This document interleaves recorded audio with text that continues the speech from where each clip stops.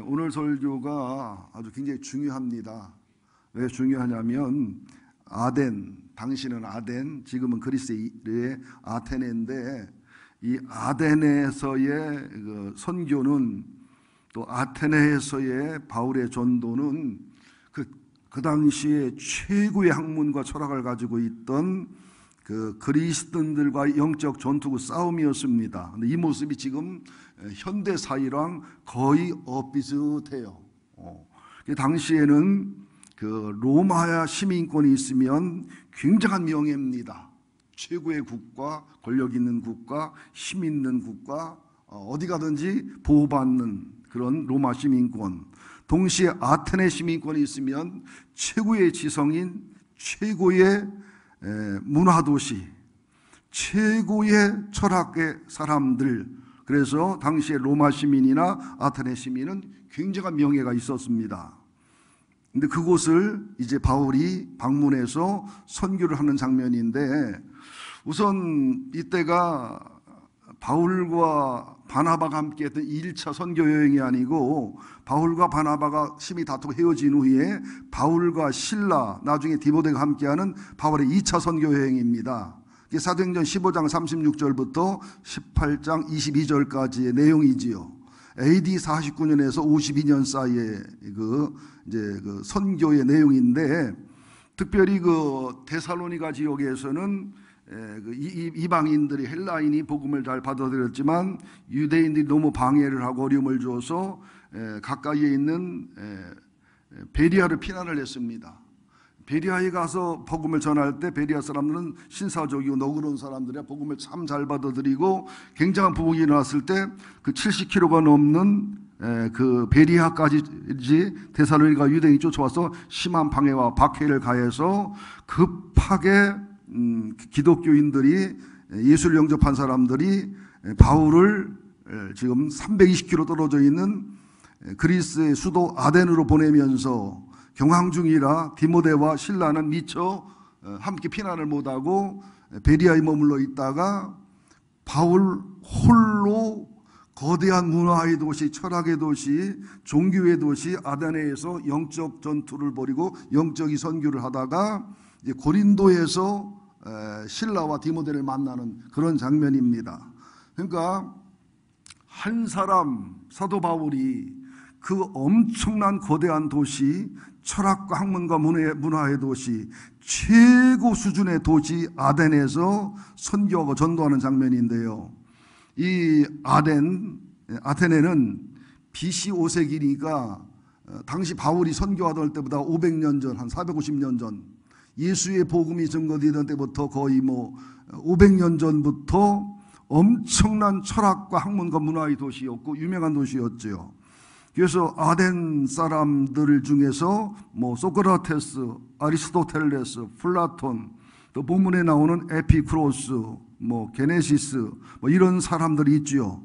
그리고 아테네에 가보면 엄청난 신전들이 있습니다. 지금도 어마어마합니다. 신전 중에 신전이 파르테논 신전, 또 군대의 신이라는 마르샤 신전, 그래가지고 온 도시가 흰색의, 흰백색의 엄청난 신전이 세워져 있기 때문에 지금도 아테네를 가면 굉장히 호화찬란하고 굉장히 호기심이 많고 재미가 있습니다. 로마나 아테네나 관광하기에는 굉장히 좋은 곳이고요, 추천할 만한 곳입니다. 그리고 아울러 아테네에는 신이 여럿이 있었는데 공식화된 우상이 3만 개 정도였다고 그래요. 300개, 공식화된 우상이 300개 정도였고 3만 개 이상의 신상이 있고 수많은 신전이 있었는데, 우리가 아는 신만 해도 머큐리, 차 이름이죠.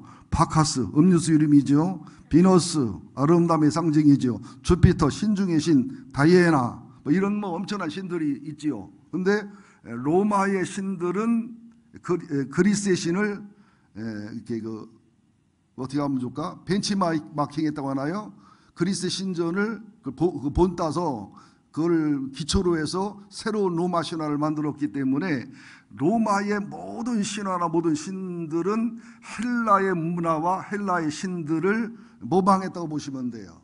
당시에 로마가 군사적으로 정치적으로 세계를 지배했지만 문화는 오히려 로마까지도 온 지역까지도 그리스 헬라 문화가 지배를 했었다. 이렇게 하시면 돼요.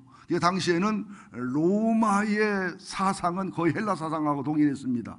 그래서 헬라 사고와 유대인들의 히브리 사고, 그리고 이제 중국과 인도의 동양 사고, 이 정도의 사고가 보됐었기 때문에 이걸 좀 약간 아셔야, 힘들어도 아셔야 오늘 설교를 충분히 이해할 수가 있겠습니다.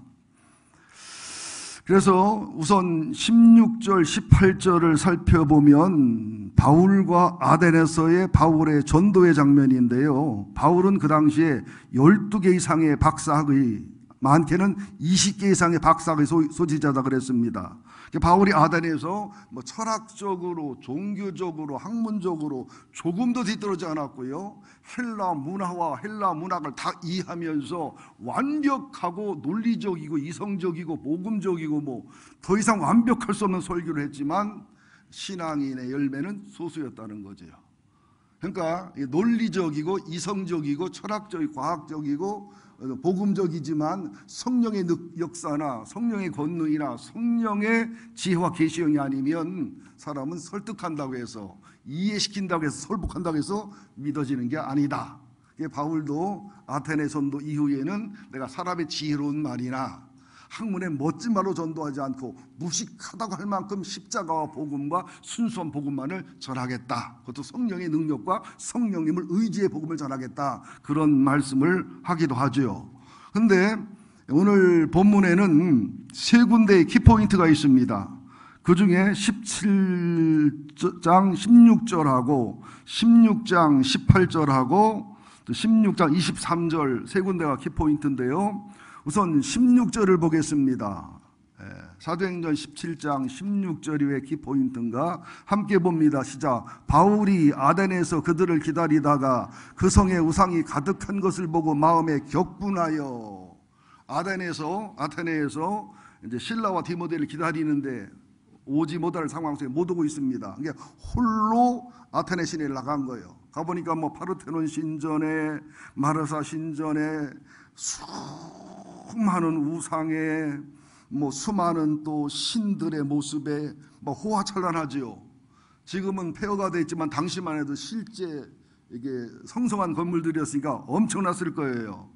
우리 보통 사람 같으면 로마 가서 관광하기 바쁘고 아테네 가서 관광하기 바쁘고 이럴 텐데 이분은 관광하고 문화와 문학을 즐기는 것이 아니라 하나님의 거룩한 분노, 그 성이 우상이 가득한 것을 보고 마음에 격분하여 하나님을 사랑하지 않고 예수 복음을 깨닫지도 못하고 그 수준 높은 철학과 학문과 지혜와 지식을 가지고도 이렇게 영적으로 타락해 있고 우상이나 섬기고 있고 신전이나 만들고 있고 도덕적 윤리적 타락해 있는 그 모습에 격분하여 그랬는데, 이걸 헬라어 원어로 보면 질투하여 이런 뜻입니다. 파록시스라는 헬라어 원어를 쓰는데 이게 무슨 말이냐면, 바울이 화내고 분노한 것은 내가 사랑하는 아내, 사랑하는 남편이 애도했을 때 사랑하기 때문에, 믿었기 때문에 분노하는 것처럼 아주 거룩한 시기와 거룩한 질투심으로 거룩하게 분노하는 그런 모습입니다. 여러분, 사랑에 거룩한 분노가 없으면 그것은 사랑이 아닙니다. 내 아들과 딸이 인생을 잘못 살아갈 때, 삶을 잘못 선택할 때 부모님들은 굉장히 마음 아파하고 굉장히 분노합니다. 근데 그것은 뒤집어 보면 엄청난 사랑입니다. 엄청난 기대입니다. 엄청난 내 소명의, 내 생명의 소원입니다. 근데 아덴의 모습을 보고 사도 바울이 분노한 것은 그냥 증오와 분노와 미움이 아니라 하나님의 거룩한 사랑을 가지고, 예수님의 거룩한 복음의 사랑을 가지고 시기하고 질투하는 거룩한 분노를 하는 거예요. 우상을 섬기느니 하나님을 섬겨야지, 신전을 세우느니 하나님의 예배당을 세워야지, 이렇게 철학과 문학과 학문을 가지고 헛된 짓 하는 이 시간, 이 노력을 하나님을 위해 써야지, 이게 뭐 하는 짓이냐고 하는 하나님에 대한 사랑, 아테네에 대한 거룩한 사랑, 아테네 사람에 대한 거룩한 분노, 거룩한 화병이 여기서 표출되는 겁니다.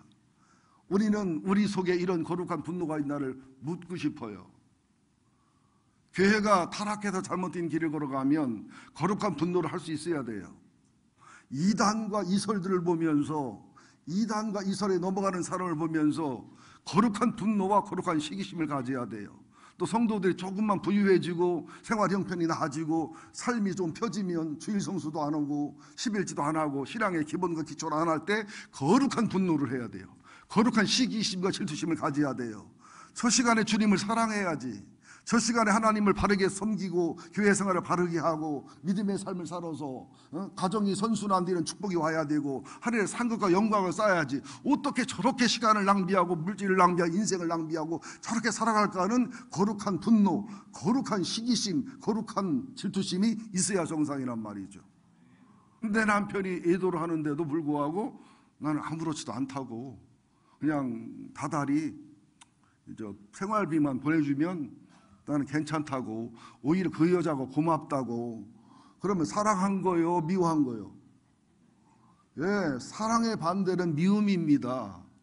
진짜 사랑하지 않는 것은 잊혀진 여인이요. 예? 무관심한 거예요. 그래서 하나님 우리를 향해 분노하시는 거예요. 그렇게 유대인을 징계를 많이 하신 거예요. 사랑하는 내 선민이기 때문에, 사랑하는 내 자녀들이기 때문에. 우리 혜인이 지호가 10살, 11살, 7살인데 할아버지 우리 엄마하고 삼촌한테는 할아버지 되게 무서웠다며요. 무서웠지. 근데 우리한테는 왜 하나도 안 무서워요? 그러길래 니들은 네 엄마 아빠 딸들이지 내 딸 아니잖아. 근데 할아버지는 하나도 안 무서운데, 무섭다 그러니 실감이 안 나는데, 내가 무섭게 한번 해봐 원수가 돼도 다시는 안 오지. 아들, 딸이니까 책임감이 있고, 아들, 딸이니까 내가 교육할 책임이 있지만은 손자, 손녀들이야 지 엄마, 아버지가 있으니까 나는 사랑만 하고 애교만 주고 인기만 끌고 아비삭처럼 사랑만 받으면 되니까 나야. 예? 예. 이게 바울의 거룩한 분노예요. 그래서 이 철학과 종교와 우상에 물들어 있던 아텐을 향해서 몹시 가슴 아파하는 모습입니다. 이어령 박사가 따님의 그 질병 또 죽을 병에 살아가는 모습, 많은 가슴 아픔을 경험하면서 도무지 기독교를 믿을 수도 없고 기독교의 그 신앙을 받아들일 수 없는 분이 어느 날 예수를 받아들이고 세례와 침례를 받으면서 그분이 쓴 책이 있지요. 지성에서 영성으로. 지성으로만 정답이 있는 게 아니다. 영성 속에 정답이 있다는 것을 깨달은 거지요. 자, 그러면서 이제 17절 한번 살펴보면 함께 읽습니다. 해당에서는 유대인과 경건한 사람들과 또 장태에서는 날마다 만나는 사람들과 변론하니, 해당에서는 안식일마다 유대인들에게 복음을 전하고 또 경건한 유대인들이나 경건한 헬라인들이 유대교를 접근하는 사람들에게 복음을 전하고 또 장터에서는 아고라의 장터에서는 날마다 만나는 사람과 변론하니, 변론한다는 말은 변호한다는 이런 뜻인데요. 여러분, 전도하고 선교한다는 것은 변호한다는 뜻이에요. 설교하는 것도 변호한다는 뜻입니다. 원어로 보면 무슨 말이냐면 하나님을 변명하고 하나님을 변호하고 예수의 십자가와 부활을 증언하고 증거해서 환영받든 무시받든 존경받든 매를 맞든 나중에는 죽든 끝까지 변호사의 사명을 다해서 증언하고 증거하고 변론하고 또 설명하고 또 이해시키고 또 깨닫게 해서 하나님이, 예수님이, 성령님이 그 기독교의 복음이 참 복음인 것을 변호하고 변증해서 복음 전하는 것을 전도라고 하고 설교라고 하고 또 선교라고 그러는 겁니다. 오래전 영화지만 송강호 씨가 주연한 변호사라는 영화를 여러분이 좀 보셨을 거예요. 1100만 명 이상 보셨으니까. 여기도 보면 고졸을 출신 변호사가 자기만 잘 먹고 잘 살려고 노력하다가 사회적인 악, 정부의 악, 군사정권의 악을 보면서 진실과 사실을 밝혀가는 모습이 있잖아요. 나중에는 생명의 위협을 받으면서도, 그죠? 무지한 고통을 당하면서도 끝까지 진실과 사실을 밝혀가는 모습, 이게 바로 선교고 전도고 설교입니다. 우리는 아닌 것을 그렇다고 하는 사기꾼들이 아니에요. 애매한 것을 전하는 뭐 말쟁이들도 아니고 우리는 진실과 사실을, 천국과 지옥을, 심판을, 삶의 참된 복과 길과 진리와 생명을 그냥 있는 대로 전하는 것이 전도고 선교고 설교라는 사실을 기억하시기를 예수 이름으로 축원드립니다. 이런 열정이 있는지를 돌아봐야 돼요. 이런 분노가 있는지를, 이런 질투가 있는지를 나를 돌아봐야 돼요. 이게 정상적이고 건강한 영혼이거든요. 근데 18절이 굉장히 또 중요합니다. 키포인트가 16절, 18절에 있어요. 18절 읽습니다. 어떤 에피쿠로스와 스토아 철학자들도 바울과 쟁론할세 어떤 사람이 이르되 이 말쟁이가 무슨 말을 하고자 하느냐, 어떤 사람은 이르되 이방신들을 전하는 사람인가 보다 하니 이는 바울이 예수와 부활을 전하기 때문이로라. 제가 뭐 철학을 안다고 자랑하기 위해서가 아니라 오늘 설교를 이해하기 위해서는 철학을 이해해야 됩니다. 철학은 헬라어로 필로소피아, 지혜와 지식에 대한 사모함, 사랑함이라는 뜻인데 영어로는 뭐 여러분 잘 아시지만 필라소피, 그러니까 인간의 지성과 논리로서 신을 이해하고 인류를 이해하고 학문 전체를 이해하고 삶의 전체를 이해한다는 것인데 한계가 있죠. 그리고 부분적이지요. 그러다 보니까 그리스 지역에는 헬라 철학이 있었고 유대 지역에서는 히브리 사고가 있어서 계시의 종교, 유대 종교, 기독교가 되죠. 그것이 이제 나눠져서 천주교가 되고 개신교가 되고 또 그것이 나눠져서 이제 이슬람교가 되고 이렇게 이어져 갑니다. 동양에서는 중국과 인도 철학이 있죠. 자, 그러는데 이 철학이라는 것과 함께 또 종교를 하는 것은 하나님에 대해서, 신에 대해서 인간의 지식과 지혜로 깨달아가는 거예요.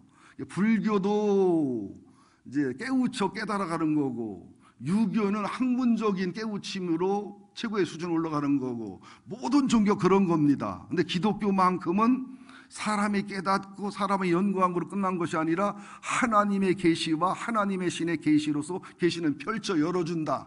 에바다, 열어서 보여준다. 깨닫게 하는 그런 뜻이 있거든요. 그래서 기독교에서 일반 계시, 천하 만물을 보면 하나님이 계신 것을 알 수가 있고 하나님을 느낄 수가 있는 거예요. 근데 거기서 하나님을 찾아야 리얼리티 하나님을 찾는데 그 하나님의 그 어떤 신성이 있는 만물을 섬기는 것을 자연신론, 범신론, 힌두교나 이제 그 아테네 신관이 그런 범신론과 자연신론에 가까웠다는 사실이죠.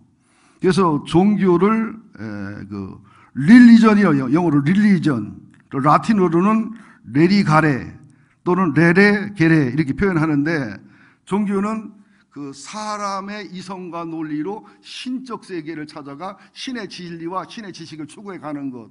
철학은 사람의 이성과 논리와 지성으로서 인간의 원리와 신의 원리와 세상 원리를 찾아가는 뭐 이런 차이입니다. 근데 히브리 사고는 하나님이 계시한 유대교였고, 기독교는 유대교에서 말한 메시아가 찾아오신 성령의 역사 속에 찾아오신 신약과 구약을 완성한 온전한 하나님의 계시와 일반 계시 완성이 하나님으로 사람 되고 십자가에 죽으시고 부활하신 예수님의 복음의 완성을 말씀드리는 겁니다.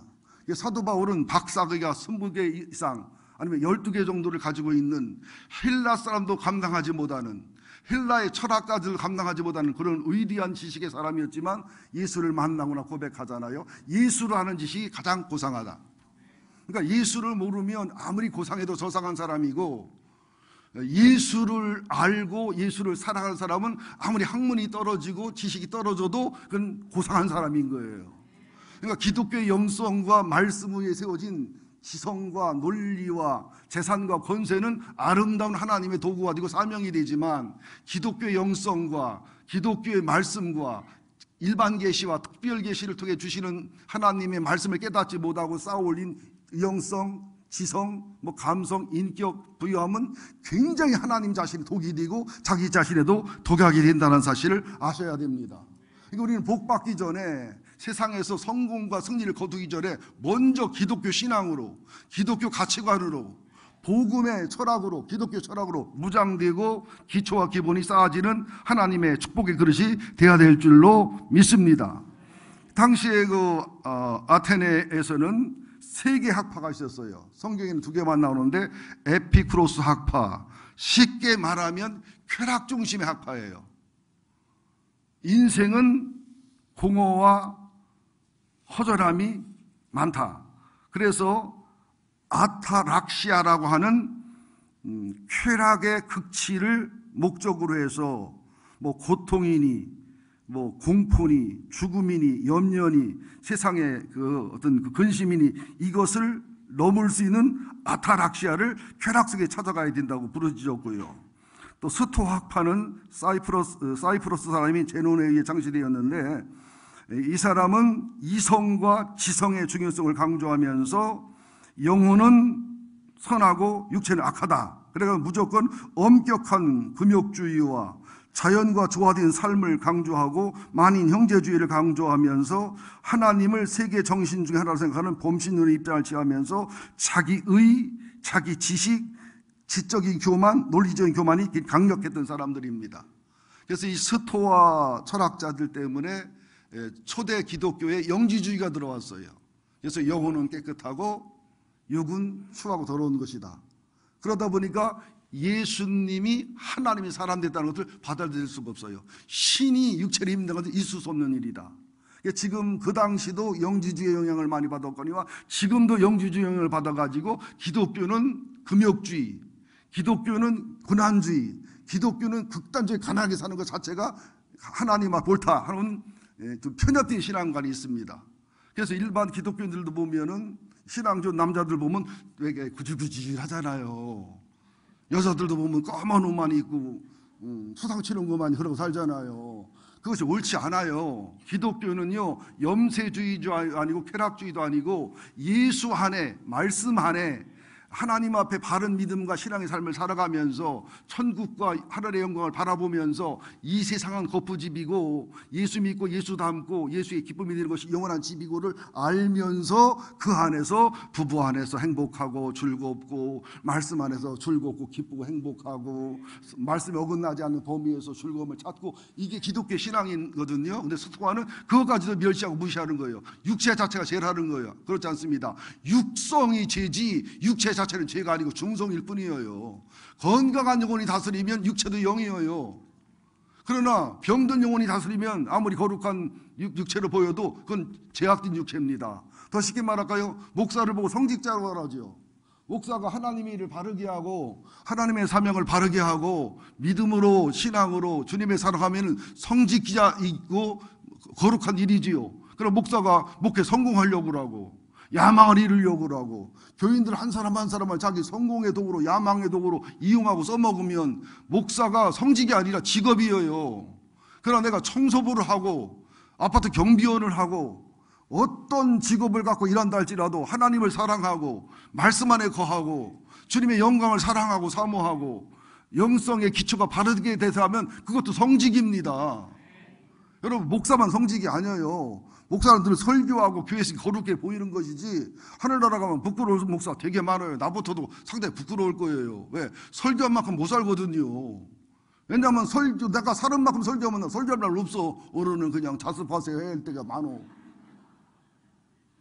조금 좀 뻥도 까고 좀 보태고 해서 설교하는 거지 내가 살아온 삶을 다 얘기 그대로 하면 나는 설교할 게 없어요. 설교하고 나면 기쁨도 있지만 오늘도 뻥 같구나 하고 후회할 때도 많아요.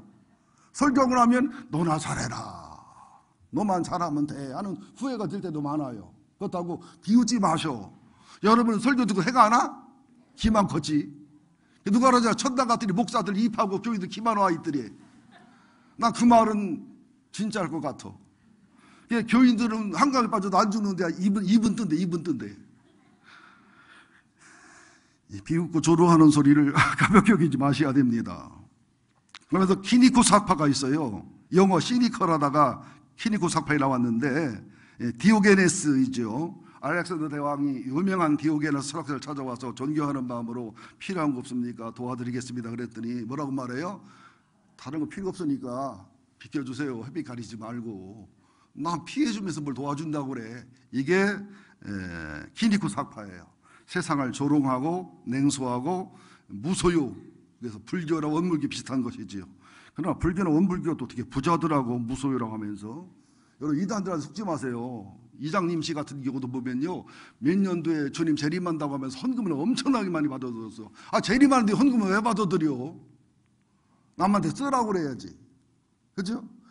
다른 사람한테는 막 말세리가 땅 팔고 집 팔아도 헌금을 하고 그러고, 자기는 막 주님 온다 그래놓고서 돈은 다 모으고 있고. 참, 거기 속는 거 보면 다 수준대로 사는 거예요.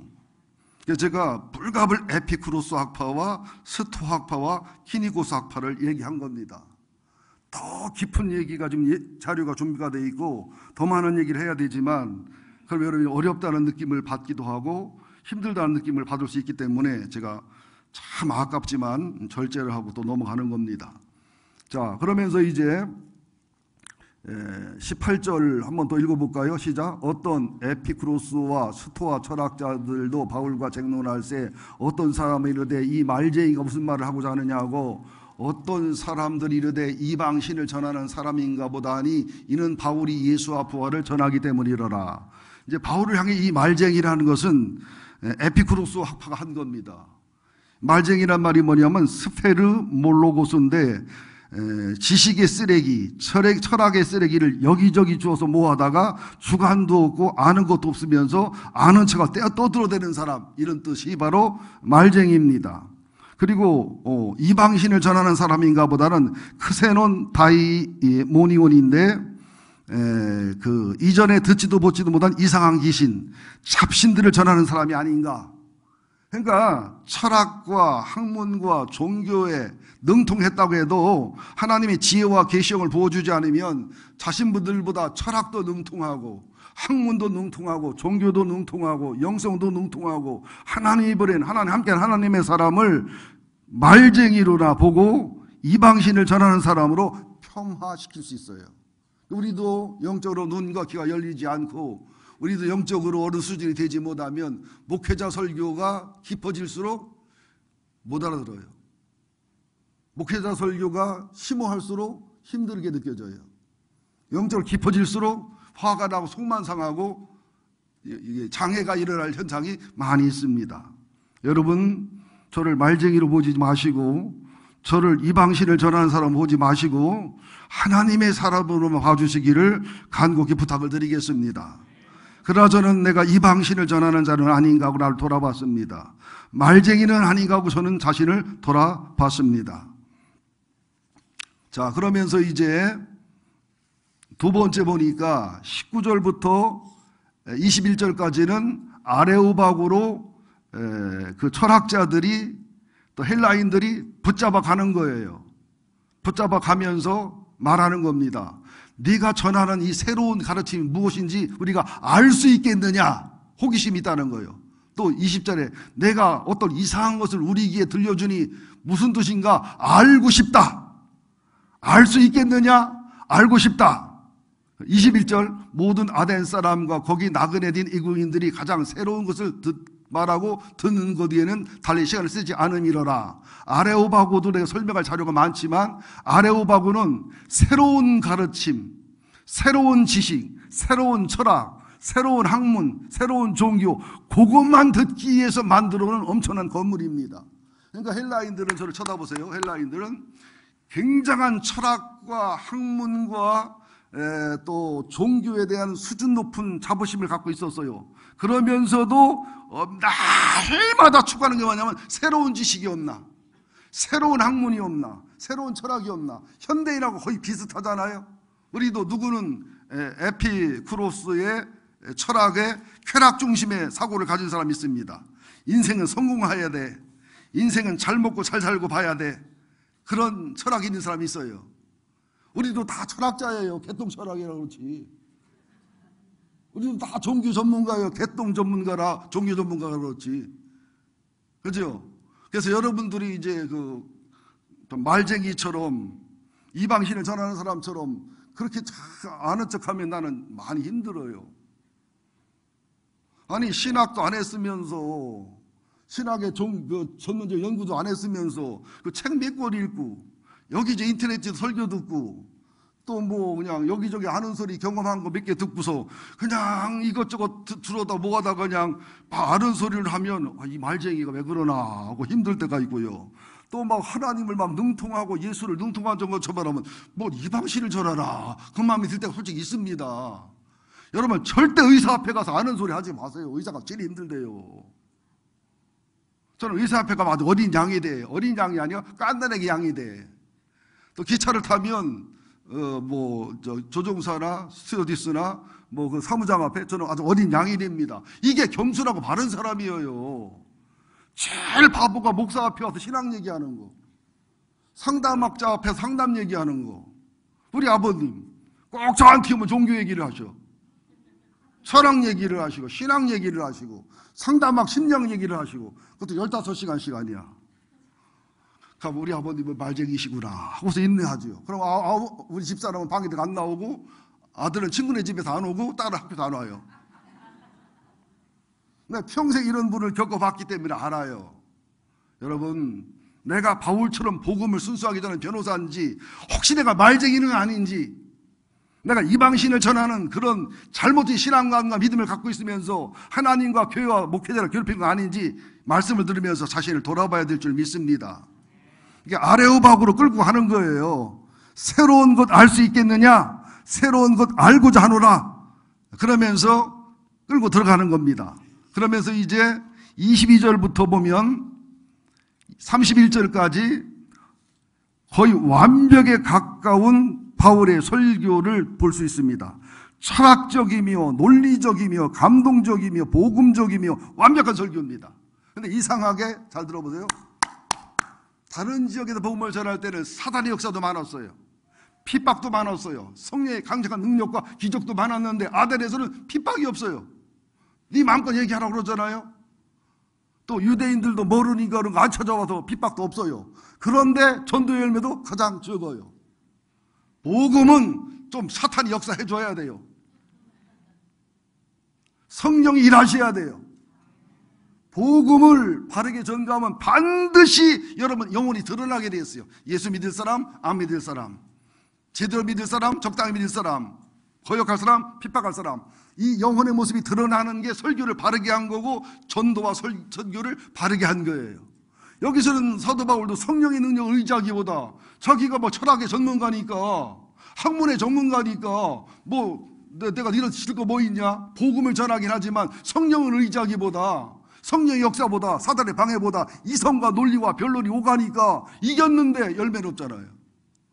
탁월하게 설교를 했는데 열매는 별로 없잖아요.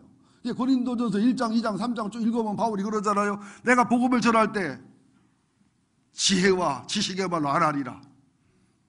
무식하게 하리라. 하나님이 무식함으로 전도할 걸 원하신다. 주님의 십자가, 주님의 부활, 오직 성령의 능력, 성령을 의지하다 하리라. 그러니까 고린도 지역에서 이 아덴 지역을 떠나 고린도 지역에서 두려고 떨었노라.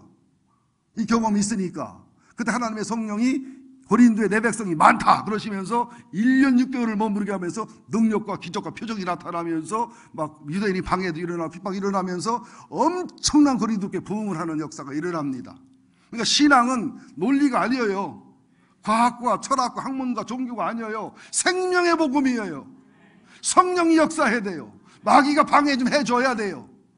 여러분의 속에 있는 게 드러나야 돼요. 죄면 죄, 상처면 상처, 교만이면 교만, 여러분의 참모습이 드러나서 회개할 건 회개하고 치유할 건 치유하고 깨닫고 결심할 건 결심하고 이게 성령의 역사의 능력인 줄로 믿습니다.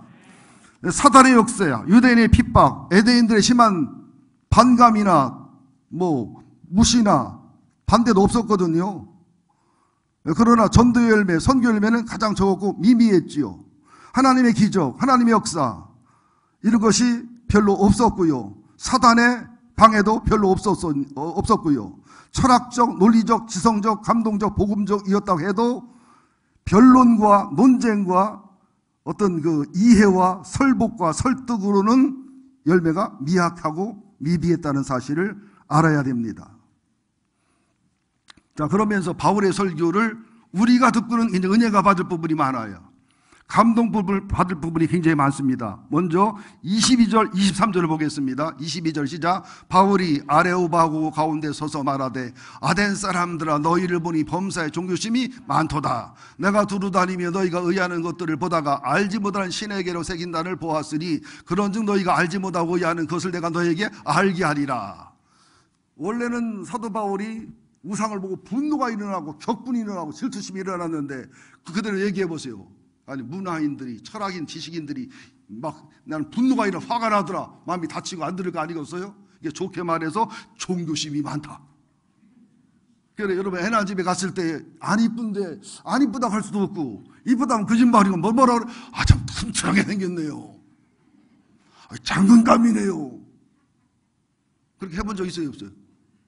어떤 푼수는 이게 못생겼어. 딱 지 앞에 닮았구먼. 딸인데 지 엄마를 닮았더니 애비를 닮았디야. 시집보내려 하면 큰일 났네. 엄마 아빠도 알지만 사실 기분 나쁘잖아. 이게 바울이 분노한 것은 미움과 증오의 분노가 아니고 거룩한 분노예요. 사랑의 질투의 분노지만 종교심이 많도다. 이렇게 시작을 하면서 내가 다니다 보니까 너희가 알지 못하는 신이라는 것도 섬기고 있더라. 나는 그 신을 안다. 그 하나님을 안다. 그 예수를 안다. 그 복음을 전할 테니까 너희들이 종교심이 많고 너희들이 철학을 사랑, 학문을 사랑한다면 이 복음을 받아들여 옳지 않겠냐. 받아들이기를 원한다. 이런 말로 서론을 시작하는 겁니다. 자, 그러면서 24, 25절 함께 읽습니다. 시작. 우주와 그 가운데 있는 만물을 지으신 하나님께서는 천지의 주제이시니 손으로 지은 전에 계시지 아니하시고 또 무엇이 부족한 것처럼 사람의 손으로 섬김을 받으시는 것이 아니니 이는 만민에게 생명과 호흡과 만물을 친히 주시는 이심이라. 자, 우주 가운데 만물을 지으신 하나님은 창조주 하나님이신데 천지 만물을 주관하시고 지배하시는 분인데 손으로 지은 성전에 묶어둘 수 있는 하나님이 아니고 성전 안에만 있는 하나님이 아니고 창조주고 무소부재하시고 만유를 다스리는 그런 하나님이고 뭐가 부족해서 사람의 손으로 섬김을 받고 사람의 손으로 도움받아야 되는 그런 신이 아니시다. 하나님은 오히려 우리의 근본이시고 우리의 창조자이시고 우리의 공급자이시고 우리의 보존자이고 생명과 호흡을 주시고 만물을 붙들어 주시고 천하 만물의 우주 만물의 법칙을 지키시고 유지하게 하는 그런 하나님이시다. 알지 못하는 신이 아니고 이런 신이 이런 하나님이 바로 여호와 하나님이시고 이분이 사람 되어 와서 십자가에 죽고 부활하고 승천하고 다시 오실 재림하실 분이 예수 그리스도라고 이제 이어서 내려가는 겁니다. 그러면서 26절, 27절을 봅니다. 인류의 모든 족속을 한 혈통으로 만드사 온 땅에 살게 하시고 그들의 연대를 정하시며 거주의 경과를 한정하셨으니 이는 사람으로 하나님을 더듬어 찾아 발견하게 하려 하심이로되 그는 우리 각 사람에게서 멀리 계시지 아니하도다. 이게 무슨 말이냐면 당시 헬라 사람들은 굉장한 자부심이 있었어요. 종교와 철학과 학문의 최고 수준이라는 말과 함께 그리스의 흙을 아티카라고 그래요. 그리스의 아티카 흙으로 만들어졌기 때문에 우리는 탁월하고 다른 민족보다 월등하다고 하는 교만과 자존심이 있었습니다. 히브리인들은 어때? 반대로 하나님의 선민이다. 우리에게 율법이 있다. 우리에게 할례가 있다. 아브라함이 있고 다윗이 있다. 그러니까 또 교만했었거든요. 그러니까 히브리인들은 헬라인을 볼 때에 뭐 지옥의 땔감들, 뭐 개 같은 인간들. 왜? 우리는 하나님의 선민인데 저것들은 하나님이 버린 것들이거든. 우리는 하나님의 율법이고 할례가 있지만 할례도 없고 율법도 없는 짐승 같은 인간들. 헬라인의 이방인을 싹 무시했었습니다. 헬라인은 또 어때요?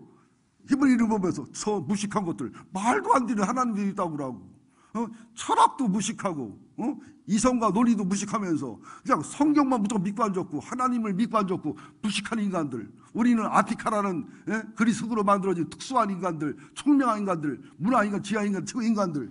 그러고서 뽐냈다고요. 또 로마 사람은 어떻게 했어요? 우리는 세계를 지배해서 세계를 다스리는 로마가 최고의 도시요 최고의 국가라고 또 뽐냈잖아요. 중국은 어때요? 중국 세상의 중심이다. 일본은 니폰 모든 나라의 근본이다. 미국은 아름답고 가장 좋은 나라다. 한국은 어떻습니까?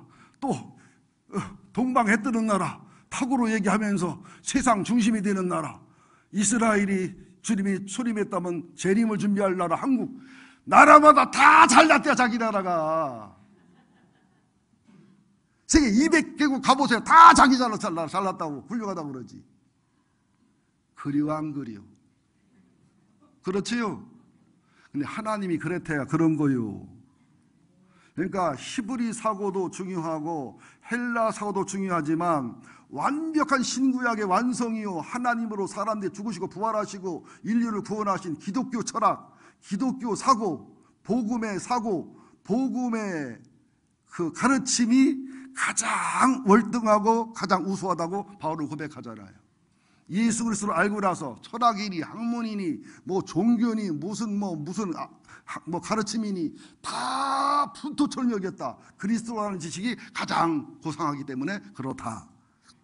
우리 신앙 고백이 되어야 될 줄로 믿습니다. 그러면서 27절 뭐라고 말해요? 26절 읽었나요? 우리를 아담과 하와로부터 만들어서 온 땅에 살게 하셨고 그들의 생명의 연수를 정하시고 거주를 정하셔서 국가와 국가가 나눠지고 하시되 황제가 슬고 왕이 있을 때마다 나라의 경계가 정해질 때마다 내가 싸워 이겨서 내가 싸워 져서 내가 수단방법 부려서 그건 사람의 생각, 사람의 수단과 방법이지만 이면 속에는 하나님이 한 인류를 한 혈통으로 만드셨고 사람의 생명을 주관하시고 나라의 경계를 주관하시고 나라의 황제를 주관하시고 나라의 대통령을 주관하시고 나라의 왕을 주관하시고 하나님의 섭리와 역사 속에 움직인다는 사실을 알아라. 우리가 하나님을 주관하는 것도 아니고 하나님을 우리가 만들어 쓰는 것도 아니다. 그러면서 27절에는 사람으로 하나님을 더듬어 찾아 발견하게 하려 합니다. 무슨 말이냐면 천지 만물을 보면 해를 보든 달을 보든 별을 보든 꽃을 보든 여러분 얼마나 신기합니까? 꽃 한 송이가, 야생꽃 하나가, 눈송이 하나가, 인간의 인체가, 그죠? 뭐 신비하지 않은 게 뭐 하늘에 달을 보고 하늘에 별을 보시면 얼마나 신기합니까? 이게 전부 하나님이 살아계시다는 것, 하나님이 창조주임을 느끼게 해주는 일반 계시거든요. 근데 우리들은 그걸 통해 하나님이 살아계심과 하나님의 천지창조를 향해서 리얼리티 하나님을 찾아가는데 많은 사람들은 해가 신이고 달이 신이고 별이 신이고 이게 자연신론, 범신론이에요. 얼마나 우스워요. 하나님을 위해서 사람이 있고 사람의 우주가 있는 건데 사람이 돼가지고 해를 섬기고 달을 섬기고 별을 섬김이 이게 얼마나 웃기는 거요. 우리 진돌이 진술이 갖다가 제사상 올려놓고 절하면서 섬기는 거나 뭐가 다르냐고요. 우리 혜인이는 진돌이 죽을 수도 있대. 이거 우상숭배요.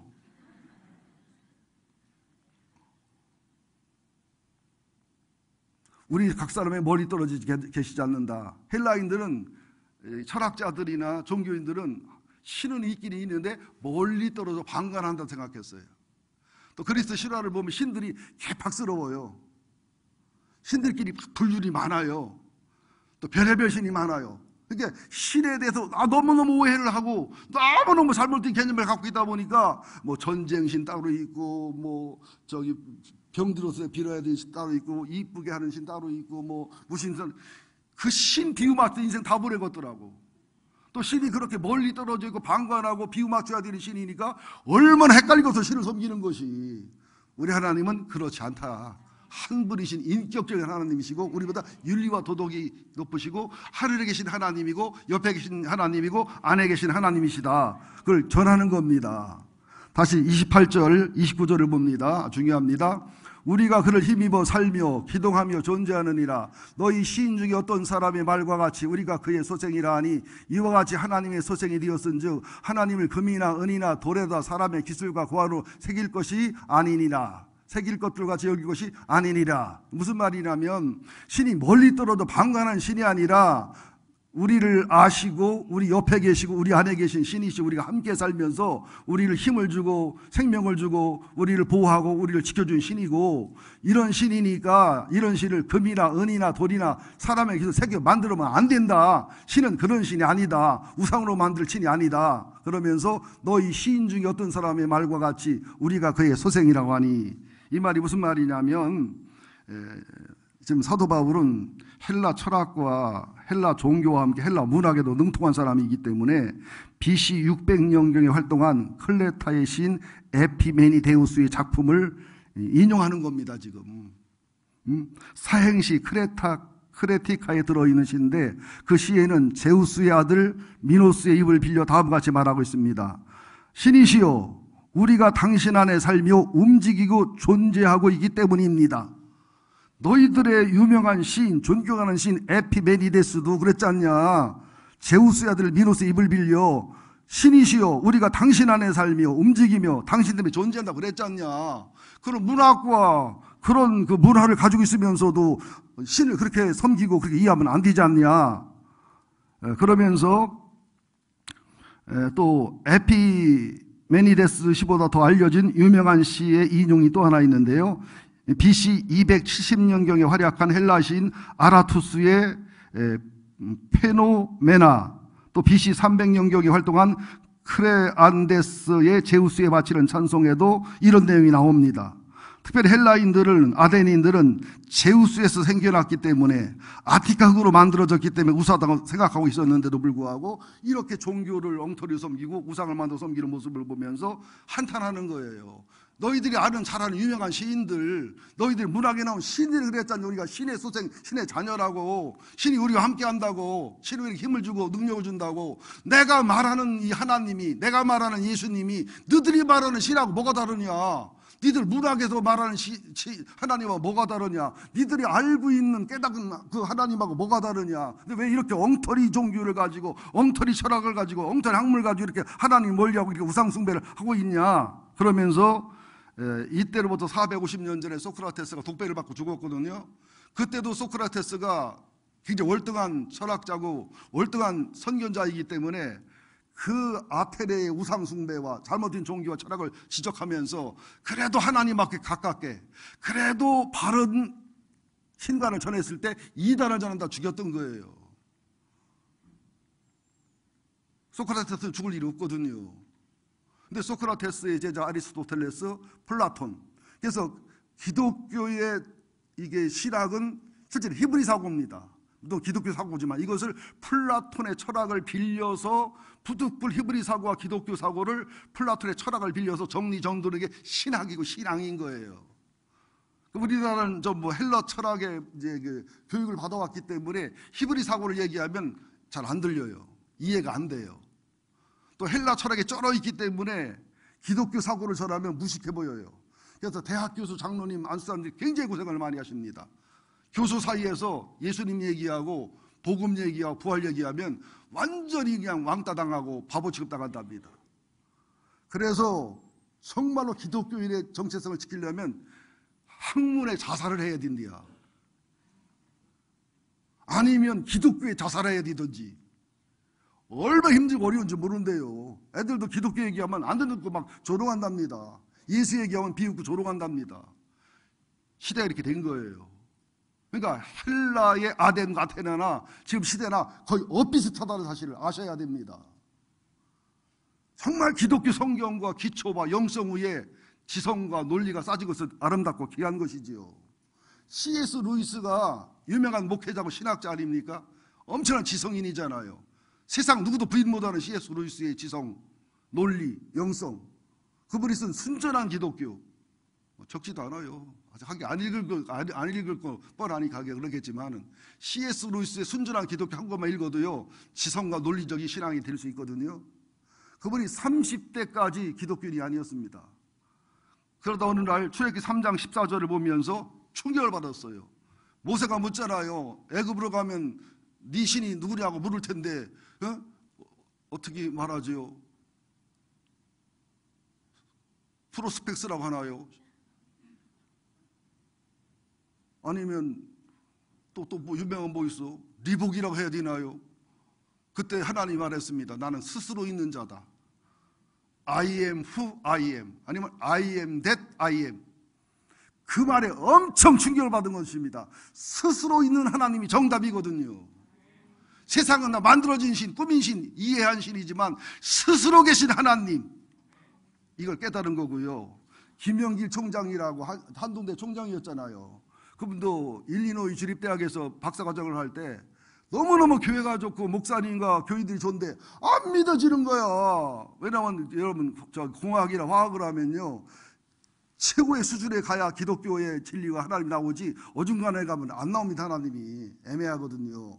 근데 어느 날 창세기 1장 1절 태초에 하나님이 천지를 창조하시니라. 얼마나 단순하고 쉬운 말이에요. 그게 확 믿어지는 순간 성경이 다 믿어지더라는 거예요. 그러니까 신앙은 성령님이 내주에서 지혜와 계시형을 부어줘서 그래서 믿어지는 것이지, 뭐 철학으로 학문으로 논리로 설득하고 설명해서 그래서 되는 건 아니라는 사실을 아셔야 됩니다. 믿어지는 복, 복음이 믿어지는 복, 이 복음에 열정이 있는 복, 이 복음을 전하고 싶은 복받은 여러분들이요, 복음의 사람으로 살아가시기를 예수 이름으로 축원드립니다. 근데 로마인들도 얼마나 무식했는 줄 알아요? 뭐 문명인이니 세계를 지배했느니 뭐 별의별 소리를 다 하면서도 로마 사람들은요, 양의 내장을 갖고 점을 쳐서 전쟁에 나가고요, 새가 날아가는 모습을 보고 점을 쳐서 중요한 일을 결정했습니다. 영웅교를 쓴 프루타고는 인간의 영혼이 달에서 왔다고 생각해가지고 달만 보면 빌었어요. 갑술이 갑돌인가? 장가간 날 첫날 밤에 달 보고 울었더래요. 시집간 날 첫날 밤에 달 보고 울었더래요. 갑술이 갑돌인가? 프루타고가 갑술이 갑돌이 조상인가 봐요. 그런 위대한 영웅절을 쓴 프루타고가 인간이 달에서 왔다고 믿었다니까요. 또 유명한 철학가, 정치가, 시인 세네카, 뭐 여러분 다 아시잖아요. 하늘의 별들도 영양분을 공급받아야 된다. 하늘의 별들이 복을 준다고 해서 매일매일 시간 날 때마다 별에게 제물을 바쳤습니다. 나는 한 번도 달한테 제물 바친 적 없어. 별한테 바친 적도 없고. 이게 아마 지성인이니 뭐 종교인이니 철학가니 별소리를 다 해도요, 하나님을 모르면, 성령이 내주하지 않고 지혜와 계시형을 받지 않으면 이런 무식한 사람이 될 수밖에 없다는 사실을 성경은 지적하고 가르쳐 주는 겁니다. 그러면서 30절 31절 마지막입니다. 시작. 알지 못하는 시대에는 하나님이 간구하셨거니와 이제는 어디든지 사람에게 다 명하사 회개하라 하셨으니 이는 정하신 사람을 하여금 천하를 공의로 심판하나를 작정하시고 이에 그를 죽은 자 가운데 다시 살신 것을 모든 사람에게 믿을 만한 증거를 주셨음이니라 하니라. 알지 못하던 시대는 하나님 나름의 양심의 심판과 하나님 나름의 심판이 있거니와 이제는 회개해야 된다는 거예요. 이게 과거에는 하나님이 간구하고 넘어갔다는 거예요. 또 과거에 예수도 모르고 하나님 모르는 사람은 어떻게 됐을까? 그것은 하나님의 공의는 완벽한 심판이 있습니다. 전국과 지옥은. 구원론은 하나님한테 맡겨야 돼요. 그러니까 현재는 예수 복음이 완성됐으니까, 현재는 시작이 완성이 됐으니까 지금은 회개하고 예수께 돌아와야 됩니다. 미래는 뭐냐? 예수 믿으면 천국, 안 믿으면 지옥. 심판과 상벌이 분명한 것을 과거와 현재와 미래를 분명히 얘기하면서 31절 하나님으로 사람 되신 예수 그리스도, 사람의 모습으로 하나님을 보여준 예수 그리스도, 우리의 죄를 짊어지고 십자가에 피 흘려 죽은 예수 그리스도, 그리고 죽음을 넘어 부활하신 예수 그리스도, 그리고 승천하신 예수 그리스도, 재림할 예수 그리스도, 재림하셔서 우리를 심판하시고 천국과 지옥을 보낼 예수 그리스도, 영벌과 영상이 주어질 예수 그리스도를 믿을 만한 증거로 주셨다는 거예요. 하나님의 아들 대 십자가에 피 흘려 죽음으로 하나님의 사랑을 확증했고, 죽은 자 가운데 살아남으로 하나님의 참아드림을 증거해서 더 이상 보여줄 수 없는 하나님의 사랑의 증거와 하나님으로 사람 되시고 메시아된 예수의 증거를 보여줬다는 거예요. 그렇다면 너희들 이런 종교와 이런 철학과 이런 학문과 이런 문학을 가지고 있는 너희들의 조상들이 하나님을 알았고, 너희들의 문학가들이 하나님을 알았고, 너희들의 유명한 시인들이 신의 소생 알았다면 이제는 더 확실하고 분명한 예수 그리스도의 복음, 십자가의 복음, 부활의 복음, 하나님의 말씀, 신구약을 받아들여야 되지 않겠냐고 복음을 전하는 겁니다. 그랬더니 마지막 32, 33, 34절 아테네 사람들의 세 가지의 반응으로 마무리합니다. 32절 시작. 그들이 죽은 자의 부활을 듣고 어떤 사람은 조롱도 하고 어떤 사람은 이 일에 대하여 내 말을 다시 듣겠다 하니 이에 바울이 그들 가운데 떠나매 몇 사람이 그를 가까이하여 믿으니 그 중에 아레오바고 관리 디오누시오와 다말이라는 여자와 또 다른 사람들도 있었더라. 다른 지역의 전도의 열매를 보면 많은 유대인이 믿었더라. 많은 헬라인이 믿었더라. 많은이란 말이 굉장히 많이 나오고, 여기는 몇 사람 이름만 나옵니다.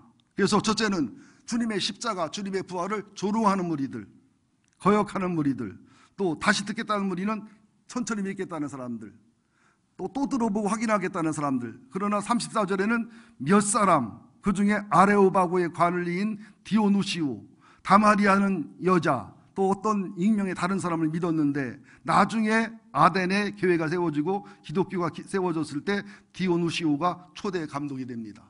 소수가 믿었지만.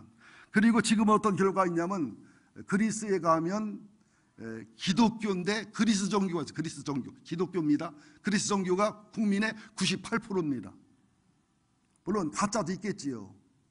습관적인 교육이 있겠지만 어쨌거나 사도 바울이 증거하고 복음을 전했을 때는 적은 숫자, 적은 열배가 있었지만 지금 와서는 그리스 정교회가 98% 기독교 국가 중에 최고 높은 프로테지가 신앙 고백하고 인정하는 사람들입니다. 여러분들, 우리는 세 가지만 기억합시다. 우상 숭배하는 사람을 볼 때마다, 이단을 볼 때마다, 인생을 허비하는 사람을 볼 때마다 하나님의 거룩한 분노가 있는가? 하나님의 거룩한 사랑의 질투와 시기가 있는가? 또 두 번째로는 수많은 철학과 수많은 종교와 수많은 학문의 문제점과 모순을 알고서 기독교 철학이, 기독교 신앙이, 기독교 사고가, 복음의 사고가 가장 월등하고 의대함을 알고 자부심을 가지고 복음을 전하며 살아가는가? 세 번째로 바울이 설교한 5가지의 복음의 증거가, 복음의 순서가 정확하게 정리정돈이 돼 있는가를 확인하셔서 여러분들 마지막까지 예수님을 사랑하시고 예수님의 기쁨이 되시고 예수님을 증거하시고 예수님을 자랑하시고 예수님 앞에 가서 명품으로 서게 되기를 예수 이름으로 축원드립니다. 하나님 감사합니다. 감사합니다. 고맙습니다.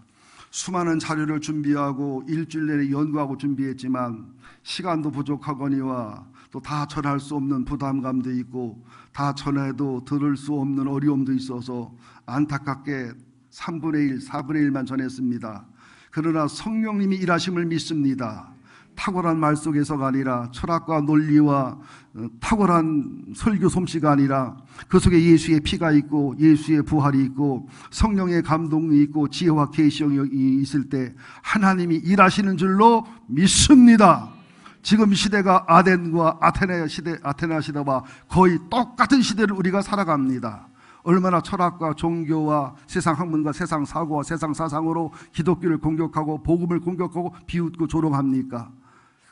정통 기독교가, 정통 교회가 비난받고 비웃음하는 시대를 우리가 살아갑니다. 그럴지라도 바울처럼 거룩한 분노와 거룩한 질투의 사랑의 마음을 갖게 하시고 그럴지라도 이 시대의 철학과 종교를 분별하여 기독교 사고, 복음의 진리, 복음의 사고로 승리하게 하여 주시옵시고 정확한 복음의 핵심, 정확한 복음 핵심을 전할 수 있는 준비된 영혼, 준비된 전도자가 되게 하셔서 하나님의 변호사가 되고 예수의 성령의 변호사가 되어서 목숨을 걸고라도 하나님을 변호하고 예수를 변호하고 성령을 변호하고 복음을 변호하는 우리의 삶이 되게 하여 주옵소서. 하늘나라의 거룩한 변호사가 되기를 원합니다. 예수님의 이름으로 기도합니다. 아멘.